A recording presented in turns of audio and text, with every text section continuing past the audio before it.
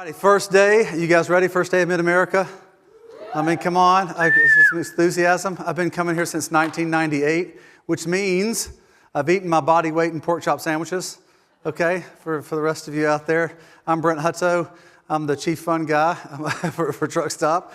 I'm also a senior advisor for them and been with Truck Stop since 2013. And I love freight and logistics, and I love what it does because it helps our country move forward. And I'm thankful that Mid-America stays so strong and that they continue to grow out what they're doing. These Pro Talks are a big part of their vision to offer this to anyone that comes in so they can learn about their marketplace. Truck Stop started in 1995. We started as an idea in the marketplace to help carriers have all the information that the brokers had in the marketplace and to make the negotiation transparent and make it possible for the entire marketplace to grow and everyone to benefit. And since then, in 1995, only 5% of all the freight in America was moved in the spot market. Today, in 2025, it's north of 30.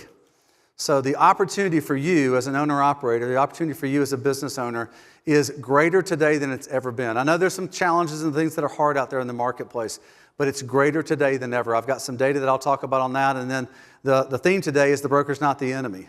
All right, and it's not, they're not. They're a service to you in the marketplace. And whether you choose to find your freight through a shipper or you through a broker, the thing to do is to find profit in what you're doing. So the fact that you're sitting here today, I hope that you're focused on creating the best efficiency for your system. I see some good friends. I see my friend Tony from Florida, my friends from Bombardier. I see some friends all across, so it's great to see everybody. I love coming to this show predominantly, and I'm a little giddy about it. I just love the American trucker.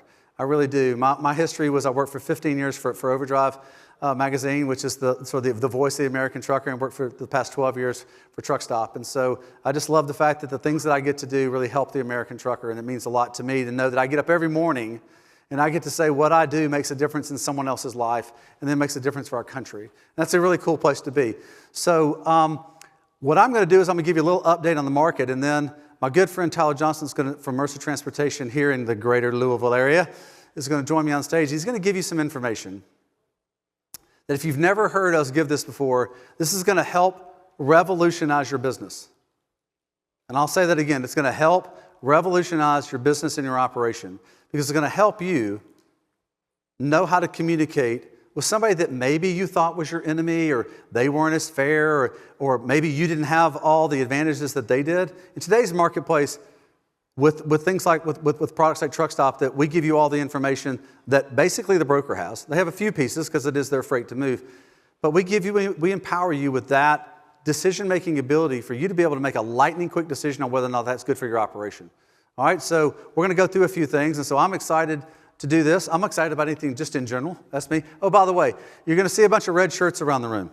All right, that's all the Truck Stop team, and here front and center, our CEO is walking in, Miss Kendra Tucker. Everybody say, hey, Kendra. Hey, this carrier marketplace, owner-operator marketplace means so much too, is that all of our senior leadership team is here. And so that's important from sales to technology to even our finance guys here. All right? He looks a little bit like me. I'll let you kind of figure out who that is. Okay? We love you guys, and we want to make sure you know that, and so we show up. All right? Super important. All right, let's talk a little bit about the marketplace if I can operate this thing.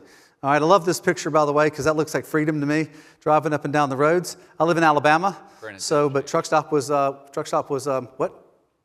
Oh, I'm sorry. No, I was just talking about the picture. Right. So I live in Alabama, so I love the outdoors, and Truck Stop was founded in Idaho, which looks a lot like Idaho. So, all right, let's go to the first one.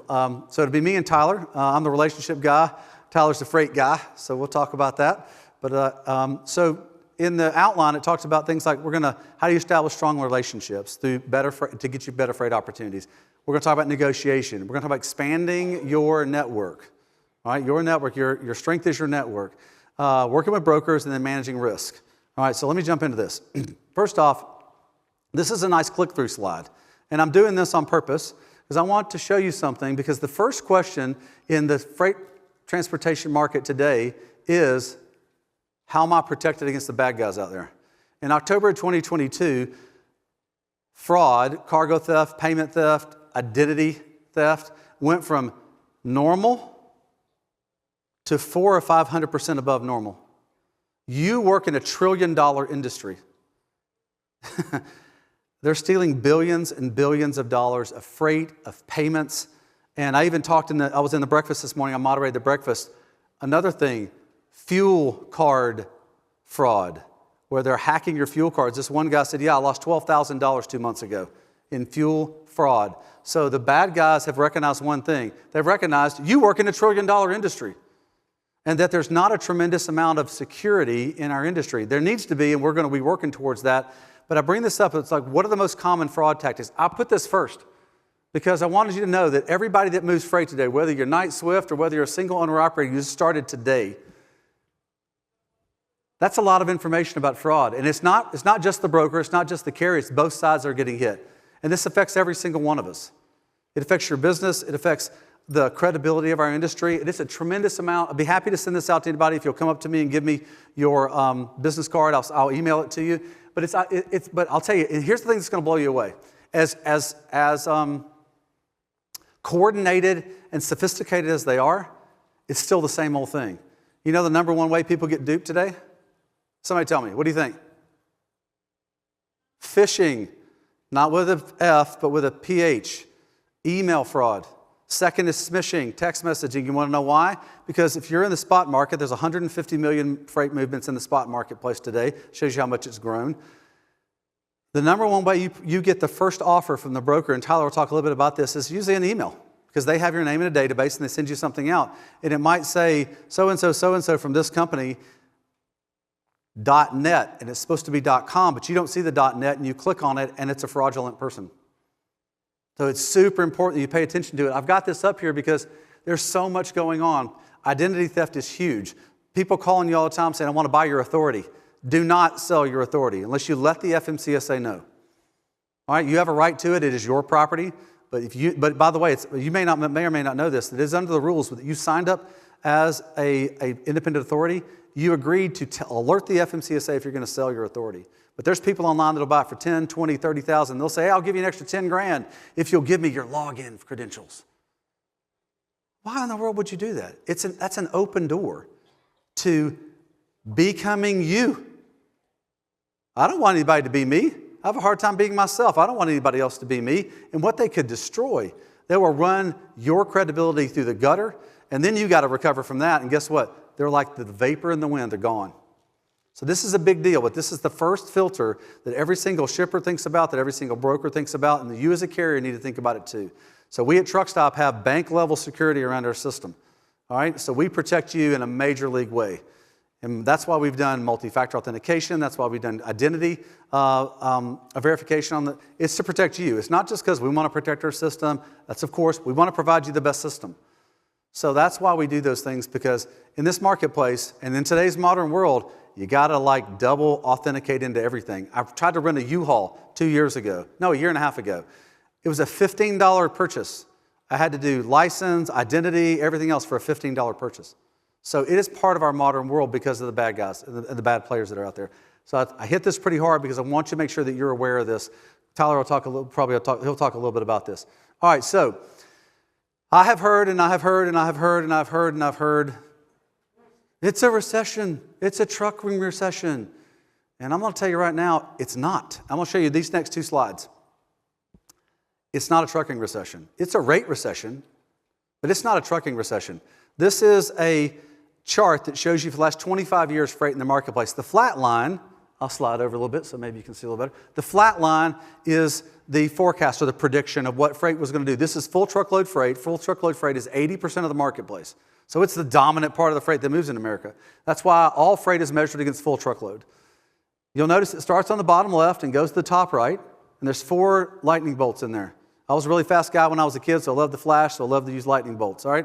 Plus, they kind of draw your attention. On the left-hand side, you'll notice it's lower than the right-hand side. If you're doing financial stuff, you always want stuff going up and to the right, just like you want your savings account going up, you want your checking account and your pay going up and to the right. That means the marketplace has expanded. All right, so there's more freight today than there was 25 years ago in the United States. Mostly that's because of population growth. All right, it's also, we're the richest country in the world.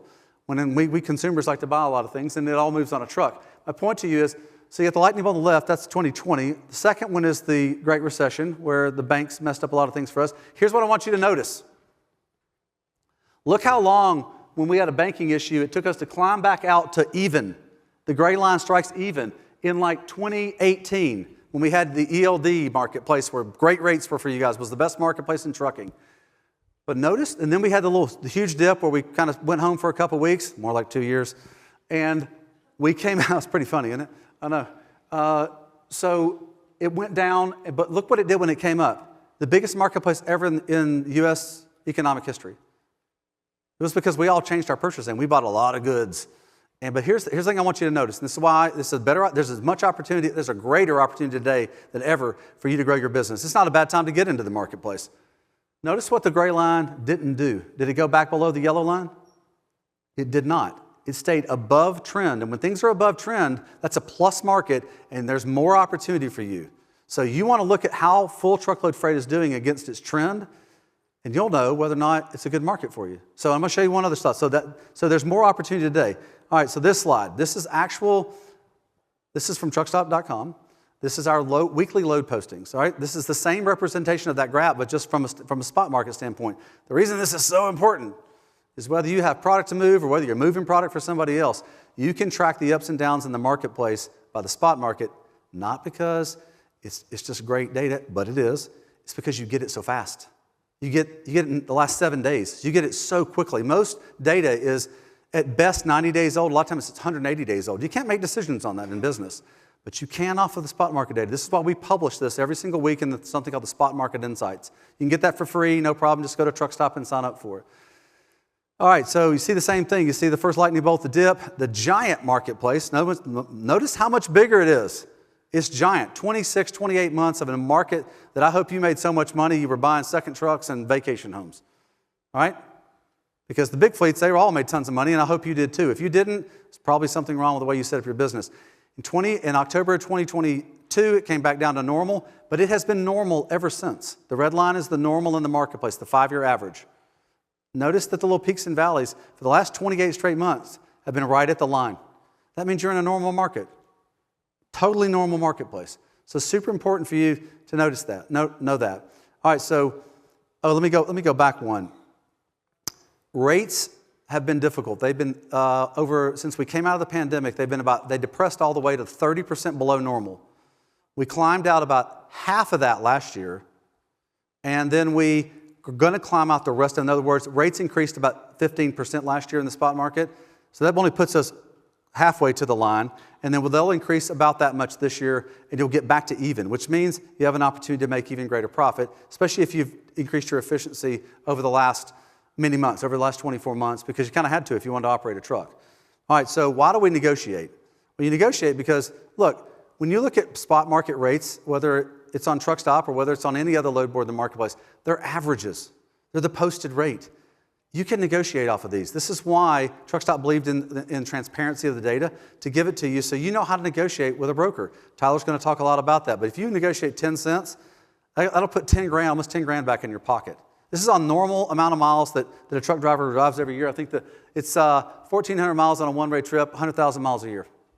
If you run 100,000 miles a year, just negotiating 10 cents more will get 10 grand in your pocket. And then if you increase your efficiency, you'll put 20 grand or 30 grand total in your pocket. So negotiation is super important. All right, it is a giant, giant marketplace. There's 20,000 brokers in the marketplace. Here's something I want you to notice. On the bottom of the screen, if you start at 50 to 124.99 and go down, there's only about 125 companies that have more than 50 million. Most of them are small brokers in the market.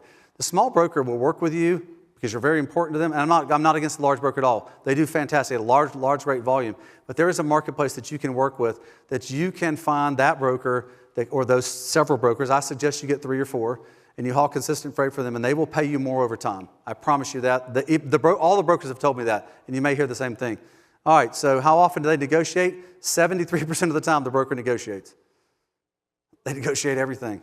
It's super important. They're professional negotiators, and that's what they do, because they want to get a load on your truck.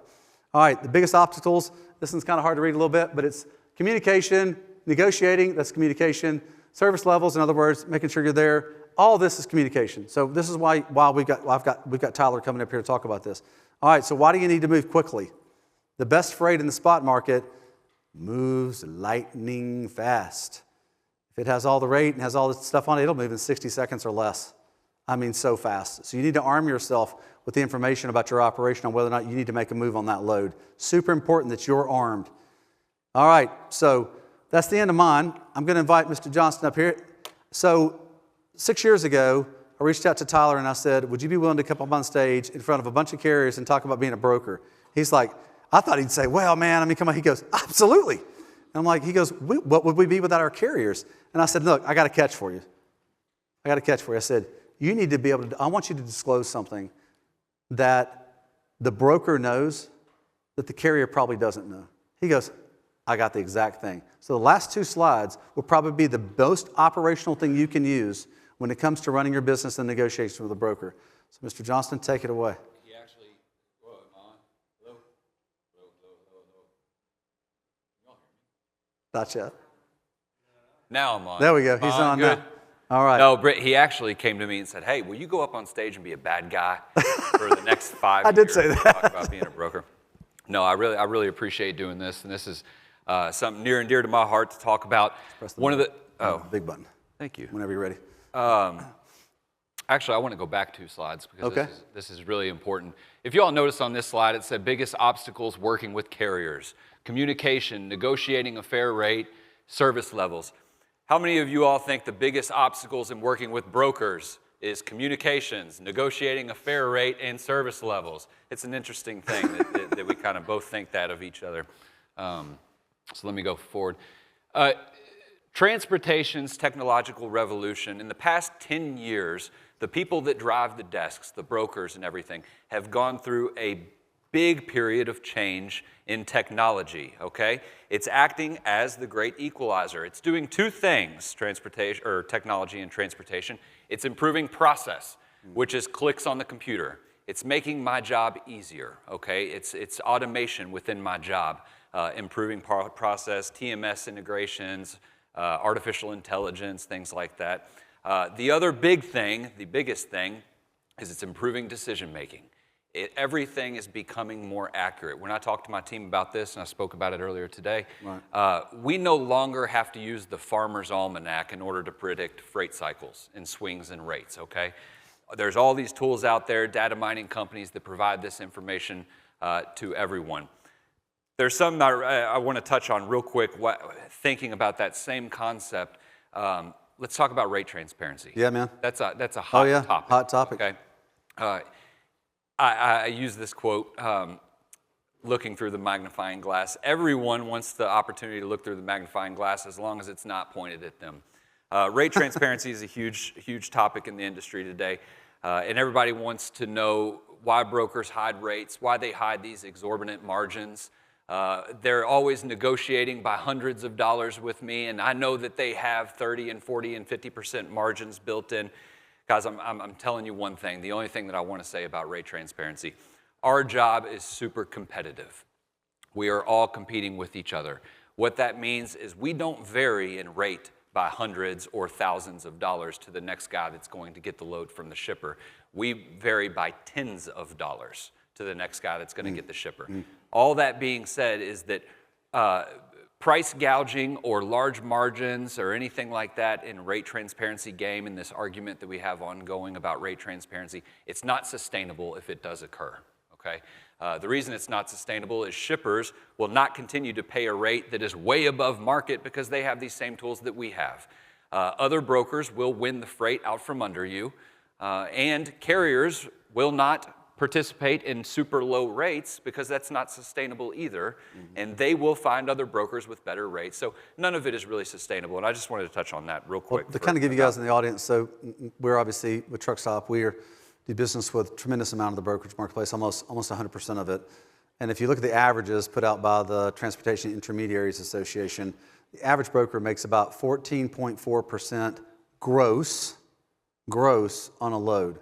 They still got to pay their employees, all of their fixed and variable expenses. So, and are there loads that make a very good return? Absolutely. Are there loads that the broker loses money on, Tyler? Absolutely. Absolutely, because you made a promise to the customer to get it there, right? Yes. So you will often move loads at a loss. Yes. We'll talk about that later too. I mean, we're all for transparency. just make sure that make sure it benefits you. And the rate transparency thing is still way up in the air as to where it's going to land. And that's a great point when you talk about costs and you talk about revenue versus actual profit and going towards your variable costs or fixed costs. And that's why I put that thing about the magnifying glass looking at them. We understand that carriers have costs. If I broker you a load for $2,000, you aren't making $2,000 on that load. That goes towards your costs, your variable costs, your fixed costs, and everything else. Just like if I broker a load for a $200 margin, I'm not making $200 in margin. That's going to my bottom. That's going to my costs and washes out in the end. So, okay. Prepare and know your data. You know, and I said that Farmer's Almanac quote that I gave earlier. When all these technologies came out about the data mining and about improving decision making and things like that, those used to be my tools. Okay, I used to be able to use those. Those tools are no longer just a broker's tools. Those tools are available to carriers as well. I need us, or we need us, if you're a smart broker, we need your tools and my tools to become our tools and be able to come to a solution for the customer and ultimately the shipper in the long run. So I say that to say, know your data. Know your data going into a market. Know your market. Have current market conditions, current freight rates, truck density ratios, load density ratios. All of those things are available. We saw a great presentation earlier today with all sorts of data that is available for everybody to understand and familiarize themselves, because it only prepares you better in conversations with the broker. You don't know who you're talking to at the other end of the line yet. So one point on this real quick. So with Truckstop, when you pull up a display screen that shows the load, it shows you, of course, who the broker is, what the rate is, but it also shows you how many trucks are in the market that you're leaving, that you're picking the load up at, and how many are at the marketplace that you're going to. So you know what you're up against when it comes to competition. This is when he talks about know your data. If you know that there's only a few trucks looking at those things, then you have more power to negotiate it. If you know there's 75 trucks looking at it, then you probably don't have as much time. But if you really want the load, once again, you have to move quickly. So it's super important to know the navigation of that data so you can look at it really quick. Yeah. Okay. I love this picture, Bill. Yeah, I like that. Yeah. You know, every year I show this, and I still don't know who's the horse and who's the guy drinking the water. But you hear the saying, lead the horse to water. Too often, guys, we aren't the smartest people in the world, the brokers. We may act like we have a lot of confidence and a lot of data on our hands, but too often we don't know what to say, okay? So if you come prepared to the conversation, how to start well, provide me full equipment details. Provide me your actual location. Let me know a little bit about your circumstances and what you're dealing with right now. We may not come up with a solution right there on the spot, or maybe the load you're calling me about is not the correct solution right there on the spot, but at least I have knowledge in my back pocket now that you have provided me that I can maybe find something for you. But all the time, I don't know the right questions to ask, okay? A few things that I want to encourage you to do. Okay, I always say, don't define the problem, define the solution. I think we actually came up with that, like 2019 together when we were doing this deal. We want to build bridges, not break them, okay? So as soon as you get on the phone with me about a load, don't say, that rate's cheap. Man, I know, I'm trying the best I can, okay? What's your best rate? Can you do more? Well, I don't know anything about your situation. I don't know. I mean, I'm trying my best here to figure that out. Other brokers have it posted for more. All right, we'll call them. We're all looking for a truck here. You know, we're trying to provide a solution. We want to start off good, okay? We want to start off building relationships, okay? Transactional versus relational. Is that even a word? I haven't put that up there. That last slide that I showed you only leads to transactional business. That's a hang up the phone, I'll never talk to that guy again type situation, okay? Too often, we are Spider-Man pointing at Spider-Man. The carrier's the problem, they don't want to call me. They always call me and tell me my rate's cheap, okay? Then the carrier's saying, that broker, all he has is cheap freight, and all he wants to do is send me to the one place that I don't want to go, and he calls me every Monday asking if I'll go there. we're all after the same thing, guys. Consistency, comfortability, that's a huge one in this market, especially in this day and age. Profitability and trust. Brent talked about fraud earlier. Right. The more I can trust someone and build a relationship, the better my confidence is in providing the customer with the best solution moving forward, okay? Hey, let me go back one. Can you go back one slide? Yeah. I think it's important to know this. How more likely are you and the broker team open to working with and giving better rates to people that negotiate fairly and, dare I say, joyfully with you, like, honestly with you? How important is that? Yeah. And is it a battle? No, if they do it fairly and joyfully, no, it's opening. Yeah. It opens for solutions. In the very beginning, I talked about improving process and how technology is improving process. And what that one thing that has done is speed up my job. I have to be fast. I have to be fast because my competition is going to try to be faster. Okay. So if you are able to negotiate fairly and joyfully, and we're able to come to a solution quickly, time is a commodity for me. Yeah. I am so happy and thrilled to just get this off and provide a solution so I can move on to the next one or continue business with you. Right. That's one of the You bring up positive something really things. important about time. So with you guys, time is important too. You've got a certain amount of miles you've got to get a load from point A to point B, but you're negotiating one thing at a time. A broker is negotiating tens, hundreds, thousands of loads a day. It's a numbers game, and I don't mean that in a bad way. It's a numbers game for them. They don't want to be anti-relational, but they have a certain amount of freight that has to move that day. If they don't, they fail with their customer. Nobody wants to fail with their customer. So the idea of having your information on the front end and knowing how to negotiate quickly and sort of in a good mood, it will net you better results because they know, okay, I got through that one in 15 minutes or 10 minutes or 5 minutes instead of it taking me 3 hours to move it because I couldn't find a carrier to move it at the rate that I need to move it at. Yeah, speed does not mean anti-relational. No. Speed means that I have the comfortability and the trust to get things done quickly with you. If we can build a relationship, that's all the better for both of us, I think. It's also the reason that you would want that carrier to move more than one load a year with you. Yeah, exactly. Yeah, most carriers move one load a year with a broker. And an average carrier uses 34, 35 brokers a year, every year. So it's a big deal, and that costs you time. Time is something you can't replace. That's the most precious commodity, right? As I get older, time's more important.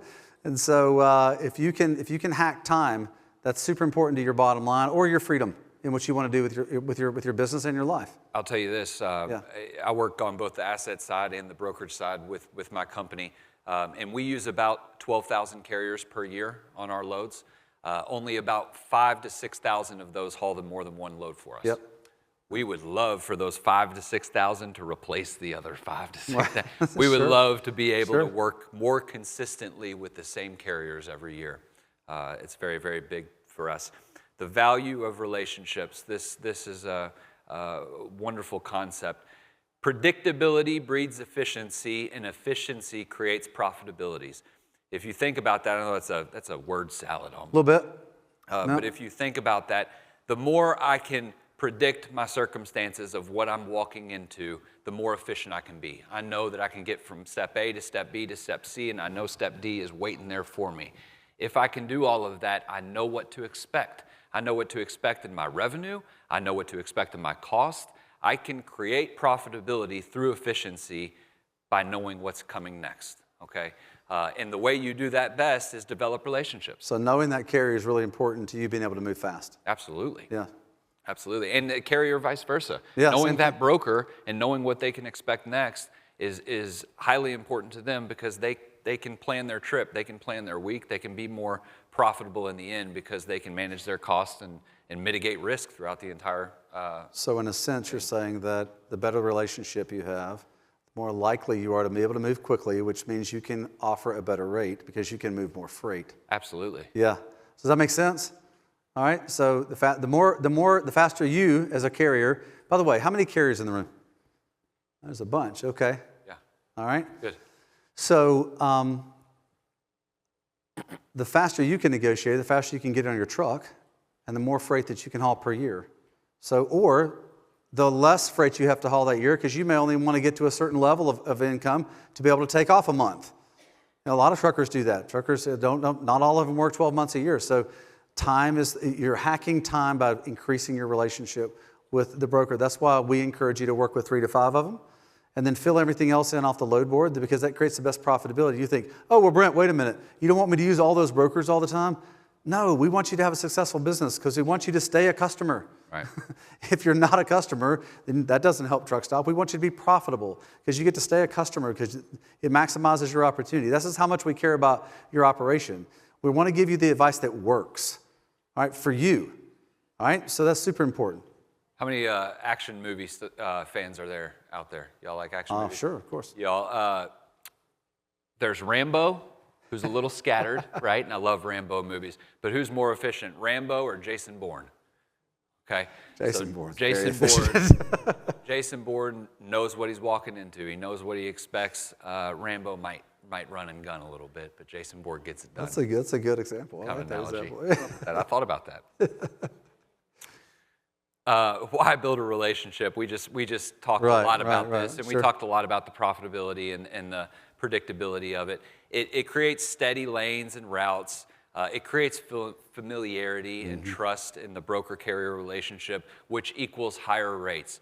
I know that the idea is that we just have to beat on the broker for every dollar that he can get, and the broker just beats on you for every dollar that you can give and doesn't know your cost in that. And it's just not the truth. If it is the truth, it's a bad broker. The broker wants to, again, save time. Time is money to him. The broker wants to have trust. The broker wants to have familiarity so that they can give their customer the best solution possible. And in order to do that, they pay higher rates. They want to get it done. They want to know they're getting it done with good service, exceptional service at that. And it gets the load faster. If you don't got to spend time going through, and I love Truck Stop, don't get me wrong here, but you don't got to spend time going through every load on Truck Stop to do this. If you can just create those relationships, and they have great tools to do that, to create the relationships, to know what brokers you're going to work with on a steady basis, you can get to a solution faster. All right, hold on. We got to let you stop on this one. Right. Pause real quick. All right. So he talked about working with brokers, and there's a tremendous amount of them. So the idea is when you're looking at something, if you had the power of an entire marketplace in your hands, you would want to use it to the best of your benefit. And so that's what you get when you use a load board like Truck Stop, because we work with almost 100% of the active broker marketplace. All right, so you have the greatest opportunity in a single view to be able to figure out who you want to do business with. And this is over time. This is not immediate. So it's super important. So it's important that you're working with a broker that's for you, that can be for you. Now remember, they have a business to run, okay? And I do want to say this, and this is sometimes carriers struggle with this a little bit, all right? But I want to be honest with you about this. All right, let me ask this question. How many people in the room would say that the broker is your customer? I got one hand, two hands, okay. Out of like 15, 25 carriers that were in here, who pays you? The broker does, right? Are they your customer? They are your customer. So how do you service your customer? I think that's one of the things that when we get the relationship out of balance, I've been married almost 30 years. When my relationship with my sweet wife gets out of balance, it's a problem, right? In a lot of areas. So we want to make sure we have the proper perspective on the relationship. So remember that the broker is your customer. If you were doing business with a shipper, they are your customer because they pay you. All right, so this is how much I respect Mercer and Tyler's desire to do this, because I called Tyler and I said, I need you to disclose something that you wish they knew, but it's kind of like something that's inside, but if you disclosed it, that carrier could actually negotiate with you better. And I said, do you have something like that? You know, on top of him coming in and being the bad guy, okay? So he said, absolutely, I do. And it is? How the broker gets the freight. How the broker gets the freight. Well, what does that mean? What do you mean, like how the broker gets the freight? How we do our job. Okay, so you're saying there's different types of freight? Isn't it all the same? There's different types, ways of getting freight. Oh, okay. And you hear them every day, and you're just not You just don't recognize the verbiage used Right. to describe the types. Right. So this all goes into the communication when you're communicating, when the carrier's communicating to the broker. Right. So this is so I'm serious. Take a picture, write this down. Like I said, if you give me your email, I'll send you the presentation. Truck Stop wants you to know this. All right? Tyler, the broker, wants you to know this. How he, notice I personalized that, how he gets the freight. Because this is the key to being able to have a really good negotiation, as I say, relationship with the broker. All right, let's jump into it. Yeah, and thank you. When Brent came to me originally and said this, and I thought about this, that technology piece that I was talking about, the way the broker does his job has changed so much, but it's also the same in many, many ways. It's transformed over the years with the invention of internet and the invention of other things, but Right. I don't care who you are. I don't care if you're CH, TQL, or an asset-based Schneider, Landstar, Mercer, or a company. We all, or whether you're called an agent or a broker or a customer sales rep or service rep, we all do our jobs exactly the same. And it's not that complicated. Surprise. There's only 3 ways that brokers get the freight from the customers. 3 ways. That's it. They vary in complexity once you get down to the different ways that they get it. 3 ways. That's it. Let's start with them. These are all 3. Okay, there's contract freight. Who here remembers Rolodex? I'm going to have to start using it. I'm going to age myself. Rolodex? Yeah. Wow. You remember a Rolodex? That makes me think you're old, and I'm older let's than not you. start with- What are you talking about? Yeah. We'll start. Who we'll start remembers with the this. Rolodex? Come on. We got a few people. Start with this. Okay, I'm going to use that in just a second, but I want to start with the contract freight one. Okay, contract freight. This is what you think of when you think of contract freight. All the large companies out there. I don't care if you're Caterpillar, Pepsi, Walmart, anybody that has freight that sends it to a carrier, they send out what they call a bid package. Okay. It comes in many different forms. Most of the time, it's some form of Microsoft Excel form. And what a bid package is it says, all right, I'm Pepsi. I don't know why I thought of Pepsi, but I'm Pepsi. And what they do is they send out a big package to Mercer and Landstar and Schneider and TQL and asset-based and non-asset-based. And they say, here are all the lanes I'm going to do for 2025. Bid them, rate on them. And I say, when are they going to go in 2025? And they say, I don't know. But there's going to be 100 of them. And I say, ooh, all right. So a guy like me sits behind the counter and he says, oh my gosh, 2025, Louisville to North Dakota.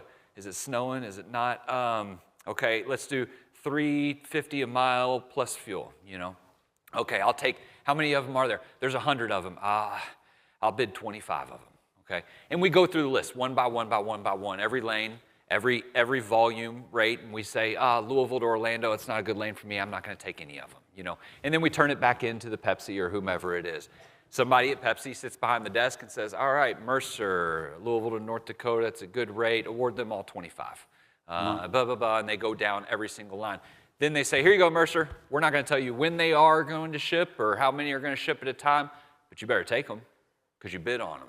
You bid on them last September, don't you remember? And so we say, all right, cool. So when we call you or you call us about that particular type of freight, the rate is pretty firm because the margin is almost already set, okay? I don't have any negotiating power back with my customer. I already told them that I would do it at $3.50 a mile, okay? And I built in a margin at some point in that. So a few things to look out for on this when you're thinking about negotiating with the broker. You're going to hear words like direct tendered, a tendered load, a booked load. You might hear those things in spot market. What you need to know about that is no other broker has it, okay? This is something that they have won in previous years or whatever, and you won't see a bunch of postings on it. This is the singular broker, but what you also need to know is their rate is firm. They have no power to go back to their customer on it. Their neck's on the line. The third thing you need to know about this is they have to get it moved. Right. You said it earlier. These are the loads that we take at a loss sometimes, right. Okay? Because we bid on them a long time ago, and I didn't know there was going to be 7 feet of snow in North Dakota. I should have, back in September when I bid on this freight, all right? So that's contract freight. Right. Now we'll do the Rolodex, okay? For those of you that remembered Rolodex, it's a roll of cards with addresses and names on it. Let me make a You flip point it on through. contract freight real quick. Oh, yeah. So the larger brokers in the marketplace, if you do business with them, and it's hard not to, and we encourage you to, we don't encourage you to do business with any broker. It's been our experience at Truck Stop as we talk to them about their ability to find and move contract freight has increased over time. And the average large broker has about 30% of the freight that they have to move with their organization every year. It's about 30% of all their freight is is contract freight. So that's how popular this is. So this isn't like it's just a little bit, few percentage, because when people say contract freight, you mean the freight that's moved by like Schneider on their own trucks? That's what contract freight is. No. The brokers have gotten so good at what they do, they are seen as a first or second option by the manufacturer, the shipper, to be able to move contract freight. So it is a reality in our marketplace. All right, so continue on. Yeah. Contract freight, also when you see this, it's got less of the ebbs and flows. It does not ride the spot market wave. It's more steady on the rates. It does ebb and flow. Contract rate gives the customer, the shipper, the ability to predict their freight costs. Right. Okay, I want you to know something very specific about freight costs. Freight costs are a necessary evil to shippers, okay? We are a necessary evil to shippers. The best way to increase the bottom line in any cost of goods is reducing freight spend. That's why when shippers have control of the market, the freight spend goes down. So anyway, we could go off on the weeds on that. Contract freight, so you all get that. It's more steady. It doesn't ride the extreme waves. Spot market freight. Now you all know Rolodex. Spot market freight is when your shippers, whether it's overflow of contract freight or new lanes, your shippers or someone at corporate in the customer's office sends an email or a TMS message or anything to everyone and their grandmother. And they say, here's my freight, bid on my lanes. And it's real time. I've got a load right now. I've got 5 loads from Louisville to Orlando. What's your rate? Okay. Now, there's something specific about this. You can see lots of competition on both sides. Okay. Yeah. Speed wins. First one with the truck. Okay. There's things to recognize in these spot market trends. You will see multiple brokers with the same loads posted. Who has the load? Nobody's got the load yet. Okay. Or maybe they do and they don't know it just yet, but the shipper might have already tendered it out. You'll see multiple brokers with the same loads, lots of competition. The margins are somewhat flexible because the rate is not set yet. This is not contract freight. I've not been awarded this freight. So speed wins in this thing. It is not good to call every single broker, just like we said earlier on the slide, that other broker has it posted for more. You will see that, but it's not good to call every single broker because guess what? There's a bunch of carriers calling every single broker. If you can offer me a solution for my customer with a fair rate and exceptional service, I'll take that to the customer and we'll win the load, okay?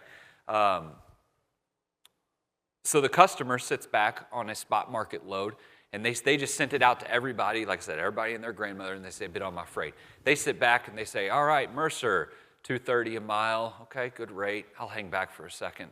TQL, $1,000. No, I don't want that, all right. Landstar, $2,000. They're sitting back and they're collecting their bids and they're analyzing their cost and their freight spend on this. And they're awarding it to the carrier that has the cheapest rate always. No, that's not the case. They're awarding it to the carrier that provides the best service at a fair rate with the exceptional service like I was talking about, okay? So spot market freight, things to look out for are multiple brokers or carriers have the same loads posted, speed wins, know your market, fair rate, let's come to a solution, and it could turn into repeat business. That spot market lane could turn into a contracted lane, okay? Third way that we do, so like I said, there's only 3 ways we do this. Third way we get freight from the customer is, I used to call this good old boy freight, but we'll call it relationship freight. That's all it is. Yep. It's when I have been doing business with Tom's Concrete Shop for 20 years. He knows that I'm going to provide him a fair rate at an exceptional service every time, and he'll give it to me first, okay? Typically first and only. First and only, yeah. And I've got time to work on it, okay? I've got however long it needs to spend to work on it. This is good because it's usually only posted by one broker and it's relationship driven. Again, on this thing, I'm looking for service, and a fair rate, but I'm looking to have consistent carrier base on this.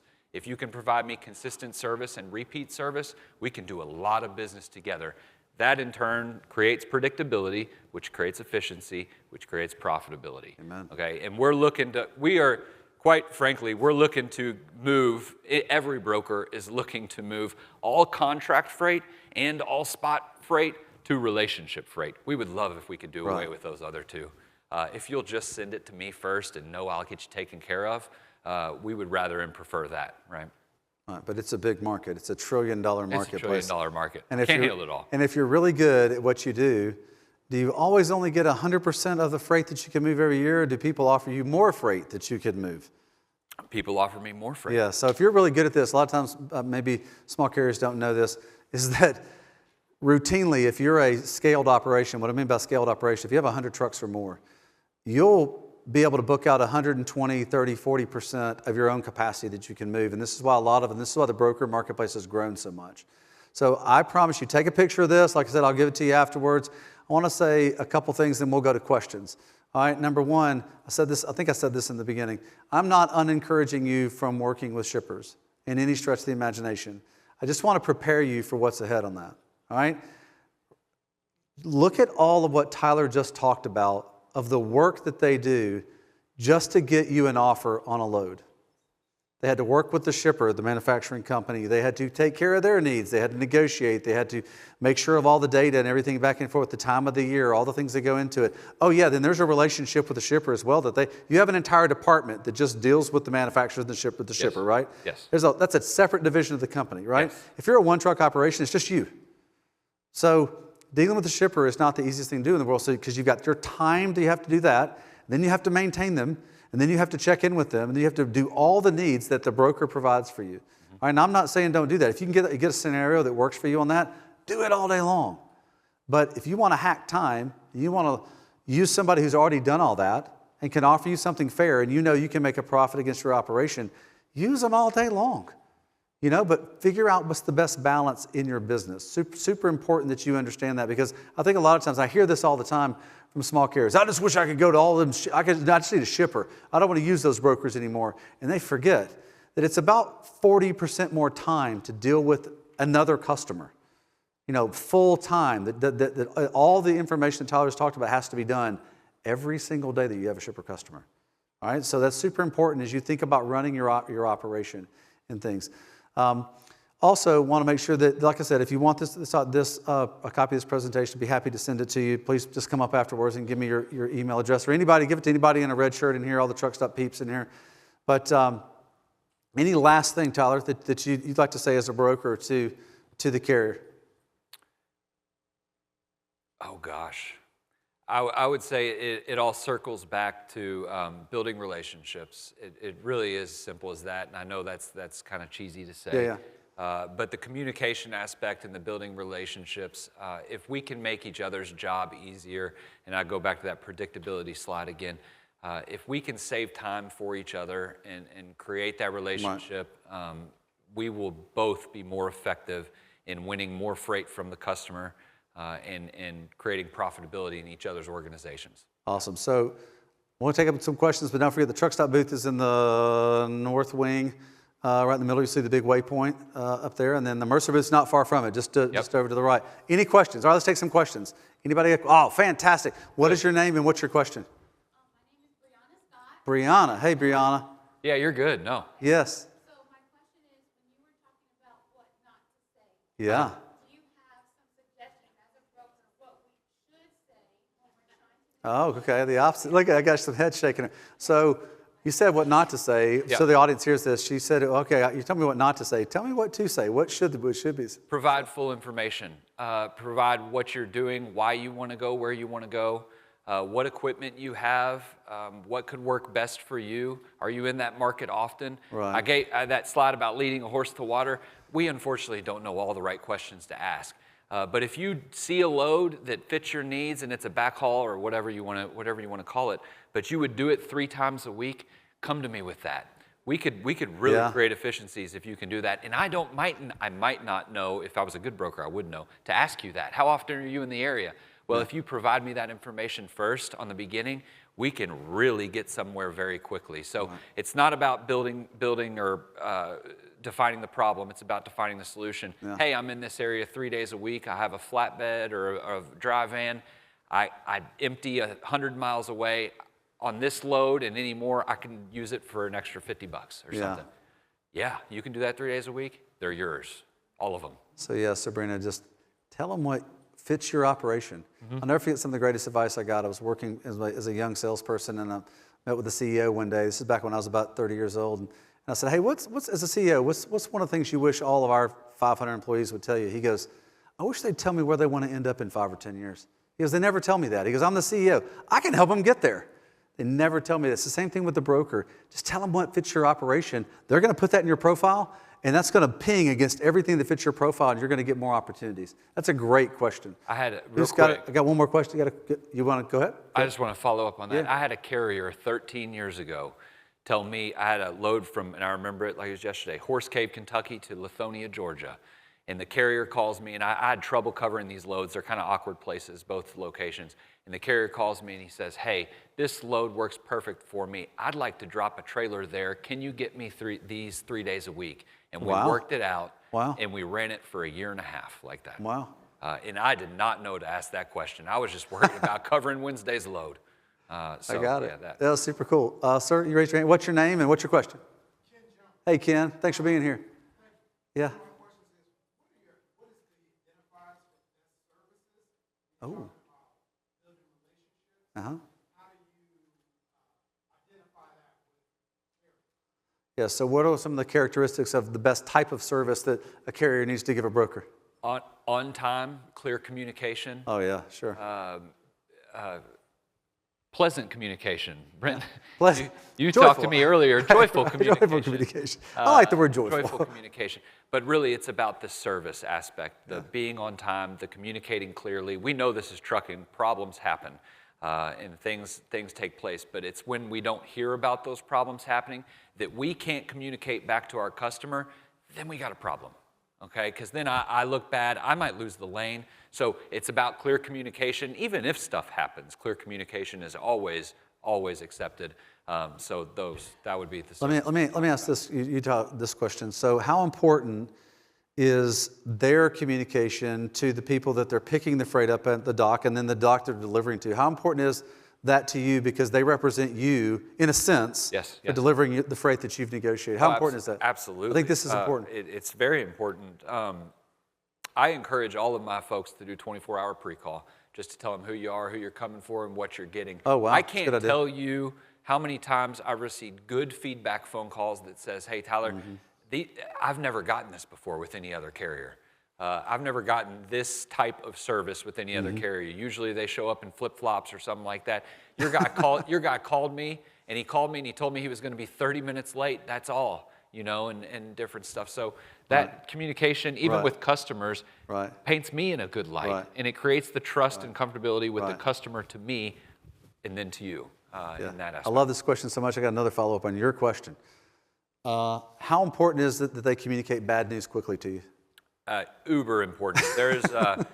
There's a shipper that not notoriously, I dropped the ball one time when I was moving freight, that the load never left the state in about 3 days, and I hadn't done my job properly. I didn't track the carrier the best that I could, but the carrier had broken down, and the load had not left the state, and it was a multi-drop load going to Florida. And the customer called me and said, hey, where's the freight? And I said, it's not in Florida. Nothing looks worse than if I don't know where my freight is. That customer is trusting me to haul their goods or goods across the country. So that communication, even if it's something bad, if I can get on top of it and get in front of it, then it's works miracles in the customer and broker dynamic. I'll tell you this to follow up. Oftentimes, brokers are apprehensive to give customers full tracking information because their customers, via technology is what I'm talking about, their customers might find out something bad before they do. Oh, wow. So that's how important it is that the broker knows everything. They are the expert, or supposed to be the expert in the customer relationship with that. So brokers are like, I don't want to give my customer the tracking information, because what if they find out their load didn't pick up before I do, and then they call me? Right. So that clear communication is imperative in our relationship, yeah. Yes, ma'am, right here. What's your name and what's your question? Desiree, Hey, Desiree. on this topic, so with the fact that because of technology, there is tracking. Yeah. Most, in this day and age, most look for tracking. Yep. With that being said, the broker still calls the driver. Doing a check call. Yep. Yep. Yep. Why is that? Just because. That's a great question. Let me follow up with this. I'm assuming because sometimes that phone with the tracking can be one place and the load is in another place. So you want to confirm that there's not any fraud going on. I understand. Right. Yes. Sure. But with following up with that, so it's also, you can track me, you can see where I'm at, but you just interrupted my 10-hour break. And now I'm awake and I can't go back. Oh, goodness. Goodness. So there could be multiple things going on. There could be teams that aren't communicating directly. And that's just a problem. That's just a flaw in my process. There could be customers that are directly integrated with the tracking software. So we have customers that receive tracking software that we don't even bring in-house. It goes straight to them. In that instance, I still want to find out where you are, okay? So I might call you directly. Or in any instance, I'm trying to build a relationship with you, make sure you're doing good. I'm sorry I interrupted you on your 10-hour break, but I'm doing my job and I want to do it really well, so I'm going to call you. And then we'll talk about, then you'll say, hey, quit calling me, and I'll say, oh, you're on your 10-hour break. No worries, I won't call you till tomorrow, or hopefully they would say that to you. I would. So that there could be multiple instances going on, and I know those phone calls from the tracking specialist get annoying, and that happens all the time. But I hope that speaks a little bit to our concern and the necessity for us to report good quality information back to the customer. Fantastic. All right, so that's enough. We're out of time. Tyler, thank you so much for you being Always. a great broker, not the bad guy, but being a great broker. I'm not the bad guy. You guys give Tyler a round of applause. Yeah. All right. Hey, on behalf of Mercer and on behalf of Truck Stop, we love you. We appreciate you. Thank you for making our country great. Thank you for making our industry great. Please come see us. Be happy to see you in the Mercer booth over in the north wing, or the Truck Stop booth in the north wing. Thank you for giving us your time today. We highly appreciate it. Keep on trucking. See ya.